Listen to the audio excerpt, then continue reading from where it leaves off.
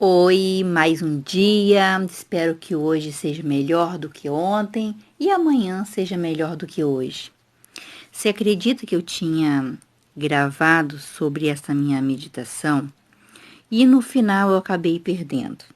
Mas enfim, vou contar para você como que foi a minha meditação.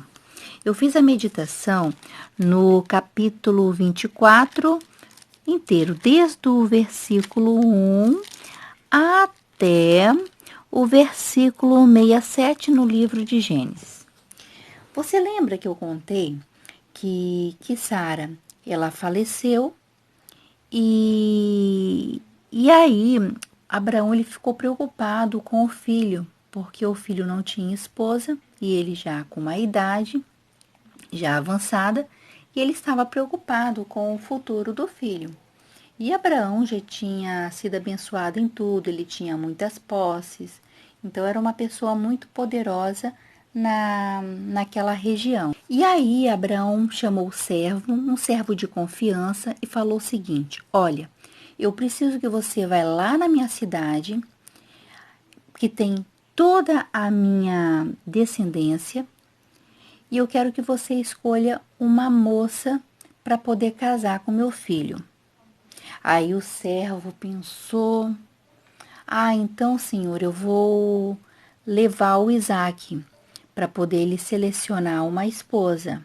E Abraão: Não, não. Eu gostaria que você fosse, você encontrasse uma esposa, mas você vai pegar a direção de Deus.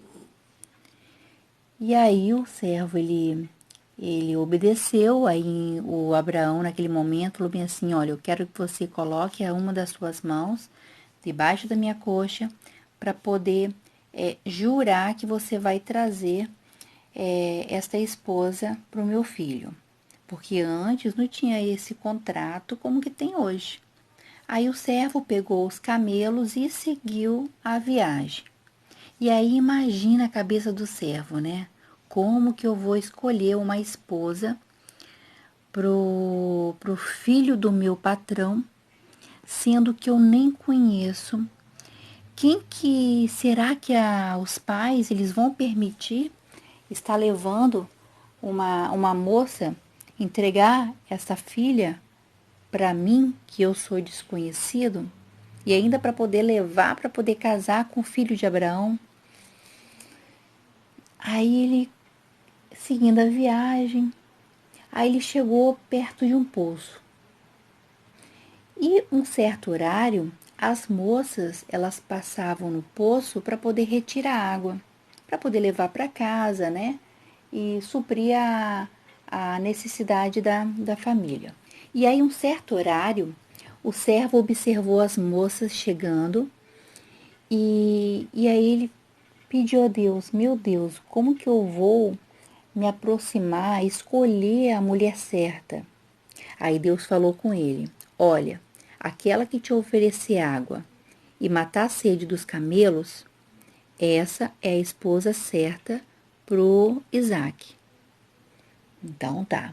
Aí ele observou, aí ele pediu água, uma das moças, né?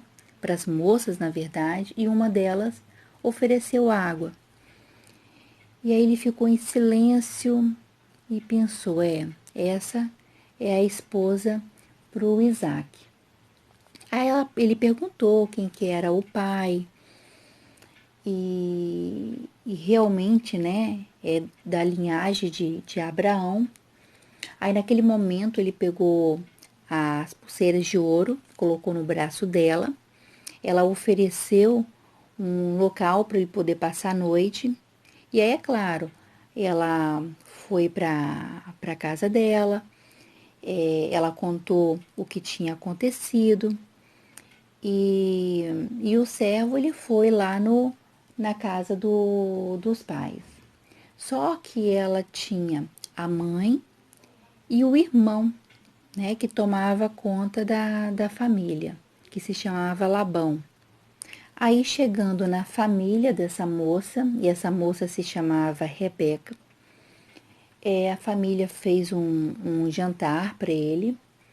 Só que a mãe, o irmão principalmente o irmão, que é o Labão, ele perguntou: olha, você vai fazer a refeição conosco, mas só se você contar realmente a verdade.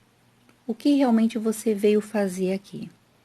Aí ele contou que era servo de Abraão, da mesma linhagem, e ele veio com o propósito de encontrar uma moça para poder casar com Isaac. Então ele contou toda a história e aí pediu a direção de Deus e Deus ele mostrou a Rebeca. Aí nisso, né, eles concordaram porque eles acreditavam em Deus, né, tinha esse vínculo muito grande. Então por isso que eu vim para poder estar levando a sua filha lá para outra cidade. E aí a mãe, né, ela falou bem assim, olha, eu vou perguntar à minha filha. E aí chamou a Rebeca, Rebeca, você quer acompanhar esse senhor para poder casar com o filho do patrão dele? Aí ela aceitou. Eu fico imaginando, né, que coisa louca, né, naquela época. Os pais, né, deixar a filha aí com um estranho. Mas, enfim, continuando. Aí a mãe falou assim pro servo, olha, fica aí pelo menos uns 10 dias, porque imagina o desespero de uma mãe, a mãe o coração fica apertado, imagina assim, de repente tem que entregar a sua filha para poder casar e não ter esse contato, né? Porque quando a pessoa ela reconstituía a família, ela ia para um local e os pais ficavam em outra cidade. E aí, nesse caso, ele falou assim, o servo, não, eu preciso voltar. Isso foi o pedido do meu patrão. Então, tá certo. Aí eles seguiram em viagem, ele colocou a Rebeca em cima do camelo e seguiram viagem. E aí, nesse caminho, é, veio Isaac, né, se aproximou do, do servo e da Rebeca. E aí a Rebeca perguntou assim, Senhor, quem que é aquele rapaz? Aí ele disse, aquele lá é o meu patrão. E aí ela olhou assim, gostou da aparência dele, a Rebeca ela era muito bonita, Isaac também acabou trocando os olhares, e no fim eles acabaram se casando. E o que que mostra nessa passagem? Hoje em dia, o relacionamento entre duas pessoas está tão difícil porque hoje em dia as pessoas elas casam sem mesmo conhecer o outro. Outras pessoas elas entram num relacionamento abusivo porque não conhece a família, não busca informações e aí acaba caindo numa cilada. E eu fico assim, pensando, né? Poxa, uma mãe cuida tão bem de um filho, né? Com tanto carinho, amor. E imagina você, o seu filho cair nas mãos de uma pessoa que não vai tratar bem a sua filha, ou vice-versa, né? Porque isso é uma dor muito grande para uma mãe, para um pai.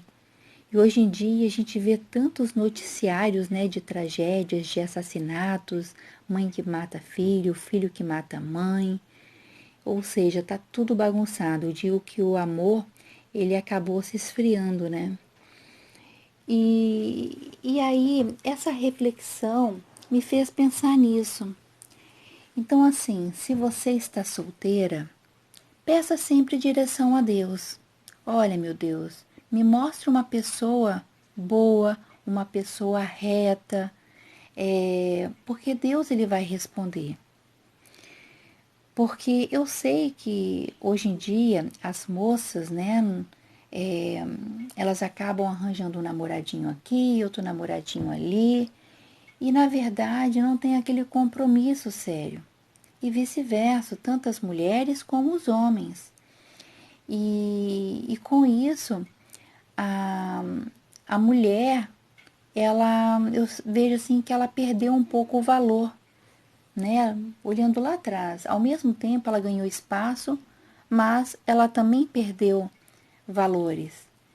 E isso acaba desvalorizando a classe feminina. Eu não digo que os homens, né, estão certos, não. Eu digo nesse lado, né, que hoje em dia as mulheres, elas não, os filhos, na verdade, não se respeitam os pais, né? Então, às vezes o pai e a mãe orienta, olha, essa pessoa aqui não é legal, sabe? Essa pessoa aqui não me agrada. Não que você tem que realizar os desejos dos pais, mas os pais são os únicos responsáveis do filho e são as pessoas que mais amam. Só que, infelizmente, muitos filhos não ouvem os pais. E aí cai no erro. E isso, assim, é tão triste, porque quando você depara com reportagens de tragédias, isso poderia ser evitado. Eu estava até vendo, não gosto de ficar vendo os noticiários, não, mas eu vi um caso de uma moça que conheceu o rapaz 2 meses e já foram morar juntos. Com 6 dias casados, ele pegou e matou ela. E o pai tinha alertado: olha, isso não vai dar certo, né? Olha, cuide, cuide, me ouça. E a moça não ouviu o pai. Então você vê, o pai, a mãe, ela tem uma maturidade muito maior, tem experiência de vida. Então, sabe, se você não é casada, ouça os seus pais. O seu pai, a sua mãe vai direcionar no melhor caminho, porque geralmente pai e mãe ama o filho. E se você está num relacionamento abusivo, se liberte ou peça a Deus uma direção, né? Que é melhor você pedir uma direção a Deus para poder ele te orientar ao melhor caminho. E uma das coisas que você que está namorando precisa perceber como que o seu companheiro trata a mãe, o pai, da forma que ele trata a mãe ou o pai, vai te tratar. Então, se ele trata de uma forma agressiva, ele vai também tratar você de uma forma agressiva. Então, isso é o primeiro ponto. O segundo ponto, na medida que ele age de uma forma diferente, se ele dá um tapa, e aí ele te machuca e depois ele pede desculpa, que não vai fazer mais isso. Fique alerta, saia desse relacionamento. Olha, o namoro é um aviso. Então, assim, observe como que está o seu relacionamento, observe como que é a família desta pessoa, para poder você não cair na cilada.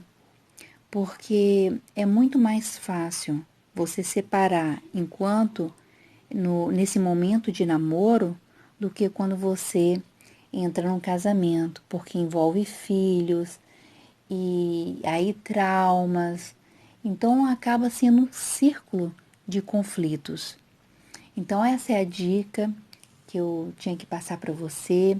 Essa reflexão serviu para mim também e espero que te ajude de alguma forma, ou talvez você esteja assim super bem no relacionamento, ou você está namorando com uma pessoa do bem, mas essas dicas são valiosas para poder você muitas vezes orientar o seu filho, para poder você não cair nessas ciladas.